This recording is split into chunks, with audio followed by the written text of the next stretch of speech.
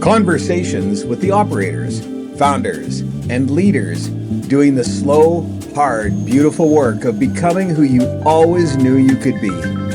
I'm George Leith. Let's get to work. Carson, thanks for joining us on the show. We met the other night, but we've both known Dennis for a period of time, and I'd love to get a bit of your background before we get into I've got some questions that I really need to ask. So let's get your background first. Yeah, so a little bit of my background is starting in middle school to high school. I was that small, skinny, weak kid, and I was trying to figure out how can I get stronger, and I needed to get stronger for sports. So that's what first got me into the gym, kind of working out. I didn't love it. It was just kind of like, oh, I'm in the gym. I didn't know what I'm doing, just lifting with the team. And I started doing some research. I wanted to still get stronger. How can I make it fun? And that's where I found like calisthenics. And from there, throughout high school, it was just learning how can I better my physique. How people started asking me, "Hey, how are you doing this? How did you get that six pack? How are you doing handstands?" And I just enjoyed it, loved it. So it was studying how to work out more, studying how to grow my muscles, the diet, nutrition, and just everything. So for now, 7 years, constantly every day, waking up, just figuring out how can I make sure I'm doing not only health, mindset, fitness to be the best of my ability. And so that's a little bit of the background, and been able to build a coaching business and social media all around that as well. So we'll get into those components of the coaching and the social media, but I think Dennis has given you a little bit of my background, and there are individuals that hopefully will watch this show and are maybe inspired to get into a fitness regime. There's a few things that I learned very early on. First off, diets are bullshit. Fitness isn't something that you try; it becomes a lifestyle. What are some components or advice or steps that you would give to somebody so that they can take that first couple of steps and get moving on a journey of taking care of this machine that we have, because then it impacts all the other parts of your life? 100%. Yeah, I mean, with working with a lot of clients from different ages to people who want to gain weight or lose weight, the first thing is we have to like, how can we be consistent? Because if you can't do something every day, then you're not going to be able to actually see results. You don't get a six pack in the first day of training. It's that consistency. So that's why when I first started working out, I liked it, but it wasn't something I would be doing 7 years and feel like, oh, it's already been 7 years. So when I did find that calisthenics and kind of that niche of fitness, because there's so many different types of working out, you could go running and biking if you like doing that cardio. If you want to build muscle and you like to work out and be in the gym, then that's, find what you like and you'll be consistent and actually see those results. So that's the first thing, is just how can you enjoy what you're doing through your fitness. So I have a question for you, because it's pretty obvious that you're in phenomenal shape, and it's your passion, and it's your career, and it's the way that you pay for your lifestyle and those kinds of things. But I'm pretty sure that not every day you want to go work out. Yeah, I would agree with that. Yeah, not every day is hey, I'm so excited, I feel good to get up. I'm tired some days, or I'm busy, or there's something going on where I don't want to necessarily go eat right. I want to eat that cake, or don't want to go to the gym because I'm so tired, for sure. So I think for our audience, understanding that even an individual like you, your entire career is built around this and your lifestyle is built around it, you're going to have days that you don't want to do it, and that's okay. For sure. And then what are some tips to build it into a habit where now it's like when you don't do it, you're like, "Oh, I got to get back at it." Like you feel that you didn't do it, so now you don't have. So what are some tips? I think the biggest thing that I've seen is like my goals. If my goal is I want to have that six pack, and I want to feel good, and I want to look good. There's so many things that build on this goal. So that day when I don't want to go to the gym or I don't want to work out, I still get up and do it because I have everything pushing me to get it. Instead of just like, I don't want to do it, I'm like, I've already seen progress. I want to keep seeing progress. I feel good doing this. I know when after doing it for so many years in the beginning, it's hard to kind of, get in the gym, but once you get it, you feel amazing. So when you have those goals, it makes you get up and actually put in the work when you don't want to. So you used plural on goals. One of the things that I've witnessed is we have a tendency to have too many goals, and then we don't measure them. Exactly. And there also is this concept of leading and lagging measures. And one of the things that we've used in sales methodology over the last 10 years that I've been working with sales organizations is if you look at the fitness rings of Apple, they are so simple. And I think that that's where a lot of people get mixed up, is that the goal is, I'd like to make the scale go down. And the two things that you got to watch is what you put in your body and what you burn or consume. But it's really simple. And Sure. is it true that it's not 50 goals? It's like one or two, and then you have more of a chance of having success? Yeah, I think if you have too many goals, then there's too much going on. You're too confused, and then you can't get, then you're like, oh, I don't know what to do, so I'm not doing anything. But if you do focus on those 2 to 3 solid goals, and you know exactly what you can do, like one thing I teach my clients is ultimately, let's say you want to lose 50 pounds. Okay, that's a big goal, but that's even though it's one big goal of 50 pounds, when you think about it, it's like that's like a long time, whatever. So how can you break that down to what you know exactly what you need to do daily? So it's very simple and you're not like overwhelmed. 50 pounds, that's going to take me, maybe 6 months to a year. Like that's too long. I'm not doing it. But if you say, oh, that's walking every day, eating my protein, hitting the gym, those 3 simple things, those 3 little goals, and I do that each day. 6 months goes by and you lost the 50 pounds and you feel amazing. So it's also about how you break those down so that you can stay in that consistency. And then another item that I think is important for people to understand, it's also what you say no to. Yeah, that's true. As much as it's what you're doing, it's what you're not doing that leads to success. That actually is. I think I think about that because there's so many things like I say no to, but it's just that's the part of the lifestyle. So that is kind of great that you bring that up because I don't really talk too much about that because to me it's just like, well, of course I don't waste time and party because I know it's not going to help my goals. Of course I'm not going to eat that ice cream because I know it's not going to necessarily help my goals. So in my head I'm psychologically saying no already, but I don't necessarily think about it is the no. So there are definitely things that it's you can do and enjoy, but it's also going to affect those goals that you have too. So as we move into Evolve Pros and we get deeper, I think we're in the first episodes here, and as you and I are speaking, um, my new book Evolved will drop, and that book has the story of how I went from almost 400 pounds to where I am today. That's incredible. And I remember in some of those early times, there were so many starts and stops. And part of the starts and stops was the bullshit story that I was telling myself that I was hurt. And I find when I talk to other people who are on the same journey where they've lost 50 pounds or 60 pounds or 20 pounds, yeah, I went to the gym and I hurt myself. And I remember some of those early days where there was enormous pain, Yeah. but I was at the point where I had to do something, or the pain that I was going to feel was I wasn't going to be around. Um, do you find that people sometimes give up too easily? Like they have this idea of, what the hell is that I'm feeling? And at the end of the day, what I've learned over time is that it's not even pain. It is your muscle that has been stressed and now it's growing again. And that's actually, so Yeah. no pain, no gain. But to set the expectation that you're going to start on this journey of being fit and you're not going to have a little bit of uncomfortableness. And I learned over the years that it really wasn't pain. Yeah, no, it's good. So can we talk a little bit about that, and For how, sure. what's advice that you would give to people, so that, because what the last thing we want is for them to say, in order to do this, it's going to be painful. Where do you get to the point where now it's like the pain's worth it?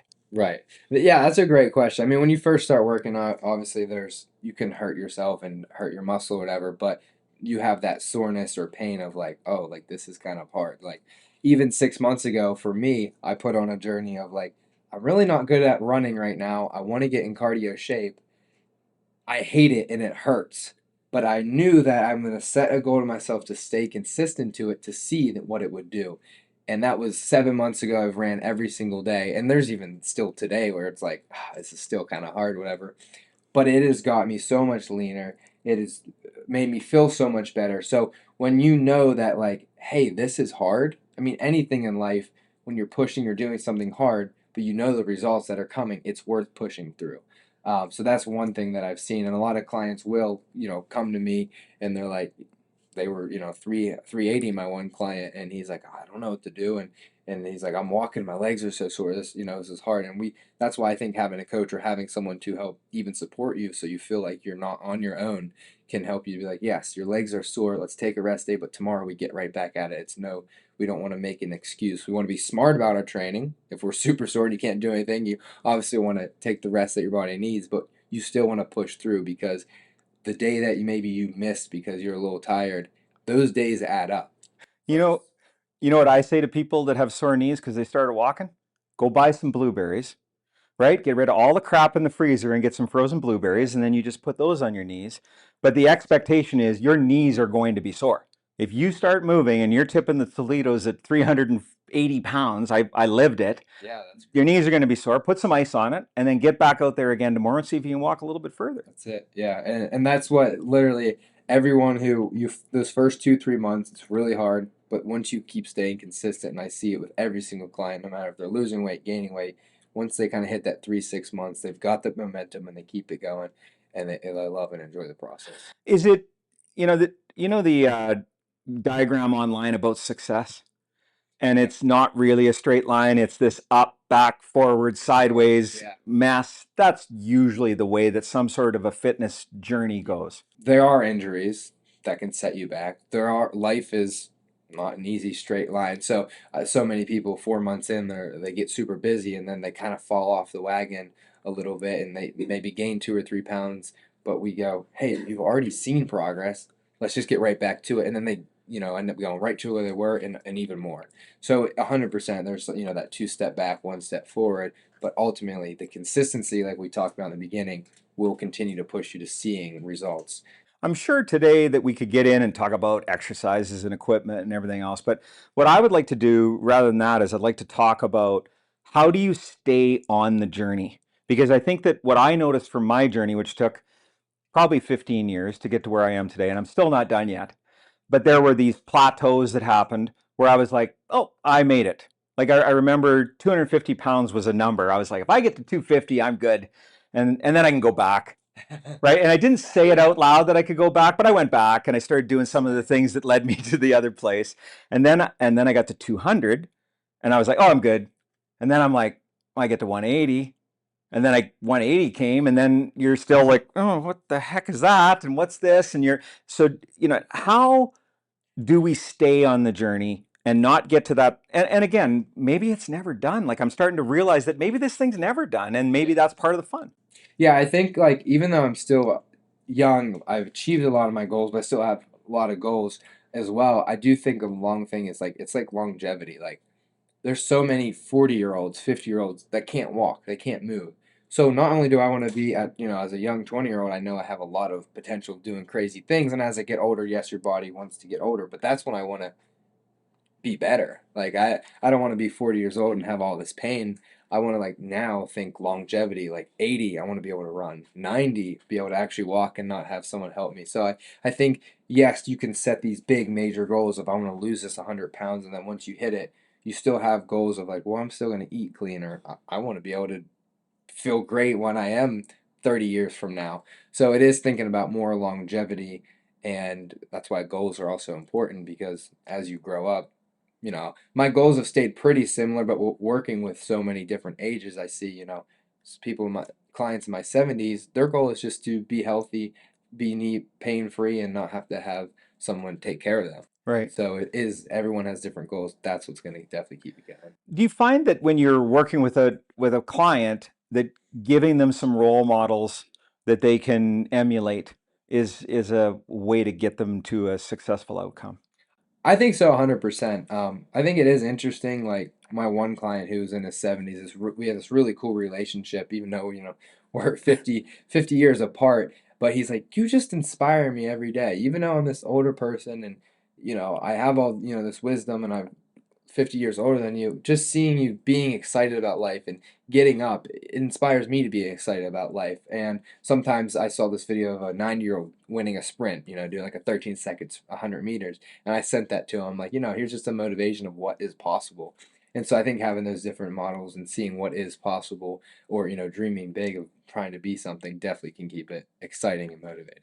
I find that you are in amazing shape, and we were able to spend some time talking about some of the work that you do, and Yeah. it's intimidating. I will tell you that. But what I've also found is that when I'm working with a new seller, let's say, and they're like, "Oh, there's the old man Leith, and he's been selling for a long time," I actually get as much out of coaching that individual as they get out of the coaching that I'm giving them. Yeah. Is it the same for you? 100%. Yeah, that's the one reason why I love the coaching is because I'm able to take something I love and share it with someone so they get healthier, they feel better, and they're always like, man, this is just awesome.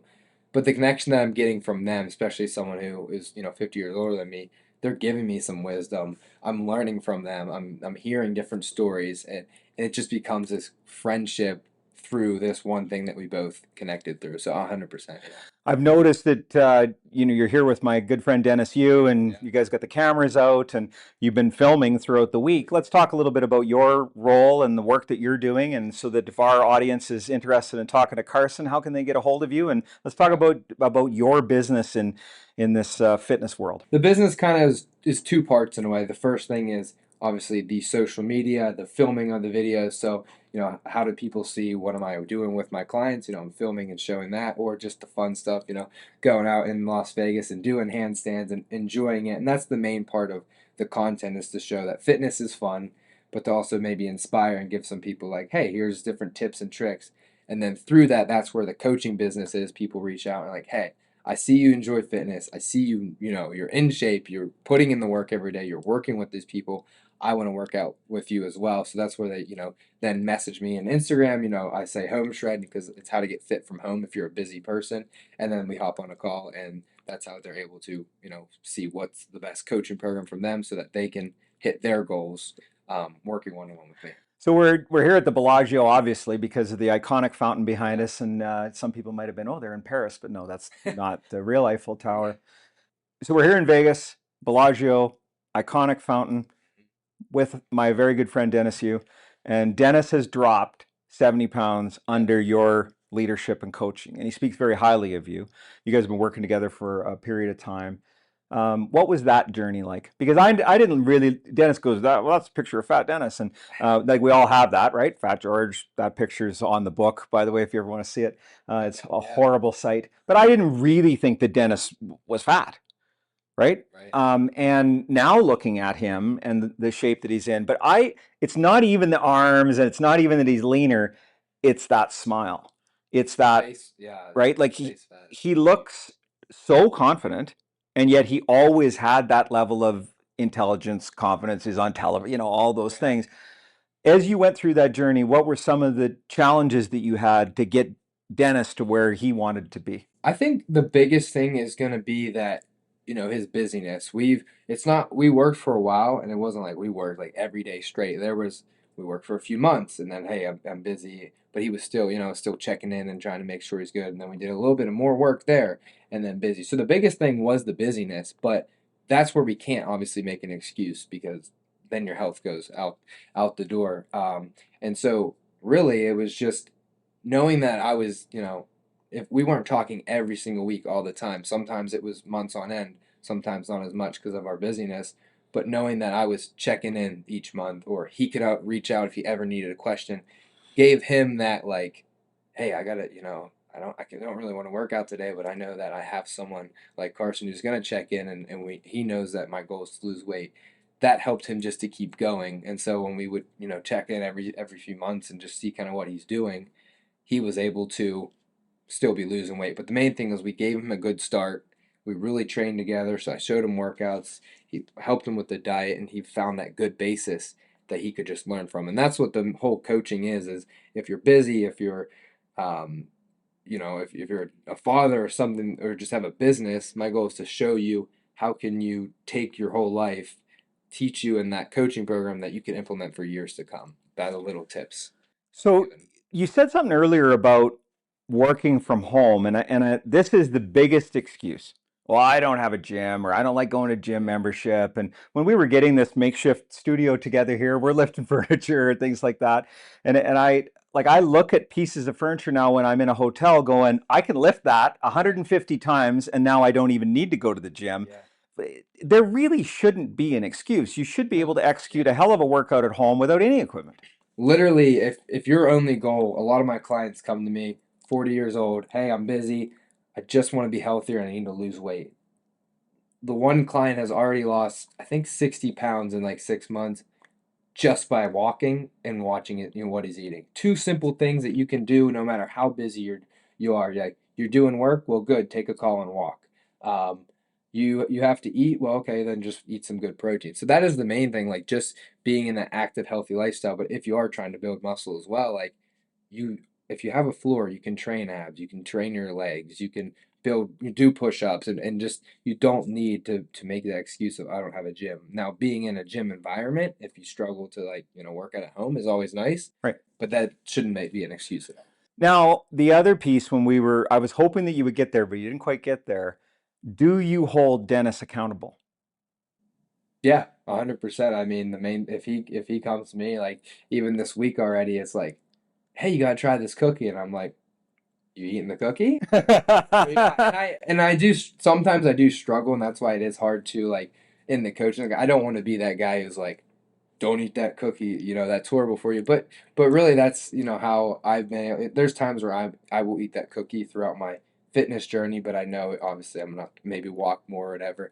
But I've learned to say, is that cookie even worth it? Like 200 calories to burn that takes me 3 miles of running.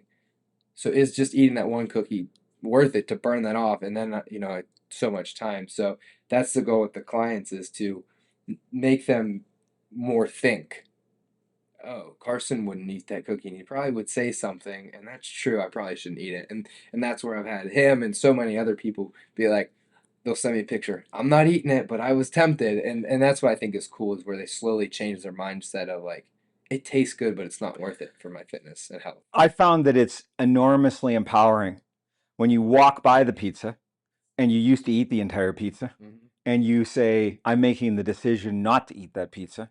As much as it's empowering to go for the workout that you probably didn't want to do that day. And then you get done and you're like, oh, I'm glad I did the workout because, Yeah, then you would have felt guilty. But the reason I bring up accountability is I like to give credit where credit is due.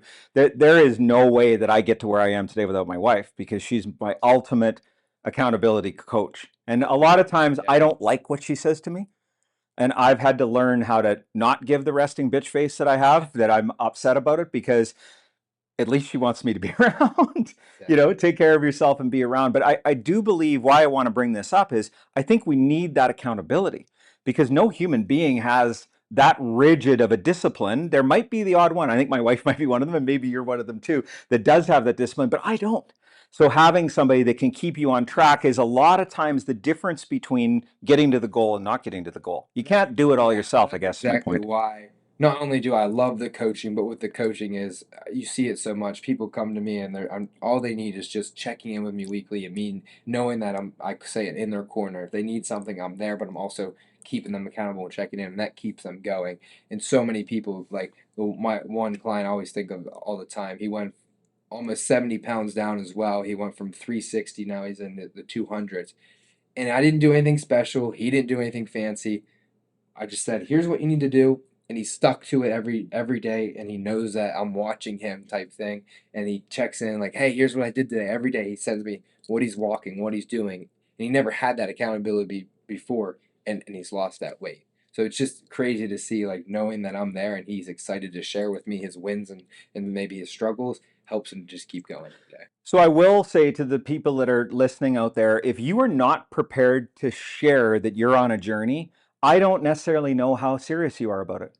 Because the minute that you start to share it with other people, now they're a part of it and they're going to be having a look to see if you're going to accomplish. And I think that's where a lot of people fall down. They're like, I don't want to tell people I want to be 200 pounds because what if I fail? And they're going to, but Yeah. by having that Accountability. view, now you have somebody that's accountable. Yeah, and that's something for me growing up. I think this is something good for people to see. Like they see me every day running at night, no matter if it's super early morning or late at night. I get the run in. I do my workouts. I don't eat that cookie. I hit my protein goal. Like, and sometimes I'm thinking like I was always a pretty disciplined person from when I grew up. It was like if it was basketball, I would do everything I can to be the best I can.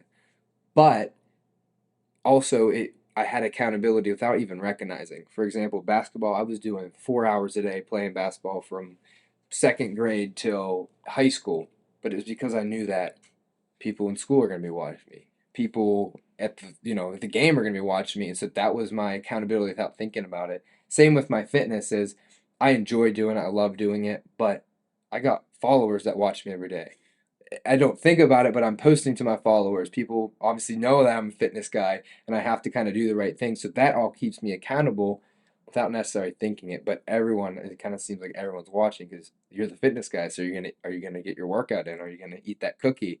And so those are accountable as well. If no one knew I'd do it, if I did eat that cookie yesterday, no one's going to know because they don't know. But since I am sharing that, I do have that accountability as well. I think there's a generational component in there because there's that old adage of those who can't do teach. But I do believe in 2026, you're not going to get anybody buying in if they don't believe that you've been a part of that journey. 100%. Yeah. That's where sharing it every day comes in, but that keeps me accountable because I'm trying to show people here's what I know and here's what I do and I want to teach you that, but it keeps me to keep going. What's next for you is I'm getting a lot of my training from an avatar on X that I follow, and I watch the exercise, and it's all animated, and Yeah, for sure. so what are you doing with your career and online learning and things like that? Because I know your clients are all over the world that work Yeah. with you. Yeah, so that's the coolest thing is I could train clients from different states, countries, and so the goal is, especially with this, anyone can hire, so many different online coaches posting social media. So the main thing is to really kind of set myself apart through, who I am, the one-on-one coaching and just being able to build that connection and personality. I think is, something that you can obviously go to ChatGPT and get workouts, meal guides, all that type of stuff. But having that, like we said, accountability and that person to check in and just build that connection. That's kind of the goal that I think it really helps a lot of people see results. So it's just building and scaling beyond